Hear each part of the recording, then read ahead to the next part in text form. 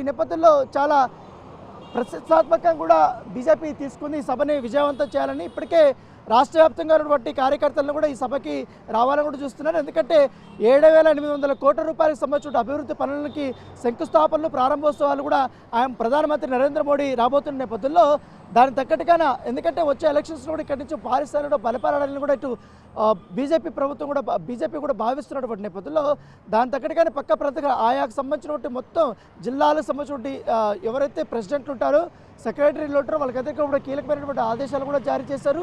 So దాంట్లో ప్రతి ఒక్కరు కూడా ఈ సభకి హాజరు కావాలని కూడా వారు చెప్పినటువంటి పరిస్థితి. కాబట్టి మరోవైపు ఇటు చీఫ్ ఎవరైతే ఉన్నారో మొత్తం ఎంటైర్ సెక్యూరిటీని అంతా కూడా పర్యవేక్షిస్తున్నారు. ప్రధాన సంబంధించినటువంటి మొత్తం ఎంటైర్ డిపార్ట్మెంట్లో వాళ్ళు కానీ, ఇటు డీజీపీ కానీ, ఇటు ప్రధానమైనటువంటి అధికారులు కానీ వీళ్ళందరూ కూడా ఈ సెక్యూరిటీ ఏర్పాట్లు కూడా వారు పర్యవేక్షిస్తున్నటువంటి చీఫ్ సెక్రటరీ కూడా నిన్న ఒక సమీక్షా సమావేశాన్ని కూడా నిర్వహించారు.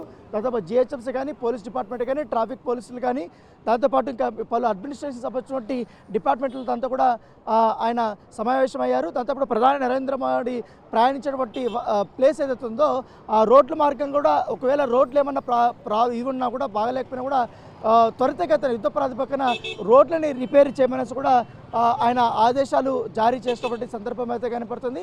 సో ప్రస్తుతం నేను ఎగ్జాక్ట్గా రేపు ప్రధాని నరేంద్ర మోడీ హైదరాబాద్కి వచ్చిన తర్వాత ఈ మార్గం అంటే నేనుంటున్నటువంటి ఈ మార్గం నుంచి కూడా ఆయన ఎంట్రీ ఇవ్వబోతున్నారు. సో ఇక్కడ నుంచి మెయిన్ స్టేజ్ ఉంటుంది, స్టేజ్కి వెనకాల వెళ్ళిపోతున్నారు. ఈ మార్గాన్ని అంతా కూడా పోలీసులు తమ ఆధీనంలో చేసుకున్నారు. ఎందుకంటే మొత్తం ఎస్పీఎఫ్ అధికారులందరూ కూడా వచ్చేసారు.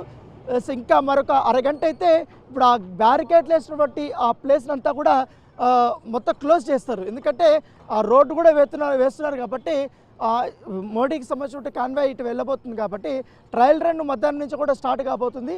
సో రేపు ఉదయం నుంచి కూడా ట్రయల్ రన్స్ కూడా ఉంటున్నటువంటి నేపథ్యంలో సో ఇవంతా కూడా మొత్తం క్లోజ్ అయితే చేయబోతున్నటువంటి పరిస్థితి కాబట్టి ఇక్కడంతా కూడా ఈ పార్కింగ్ వాహనాలు కూడా అన్నీ కూడా తీసేస్తారు.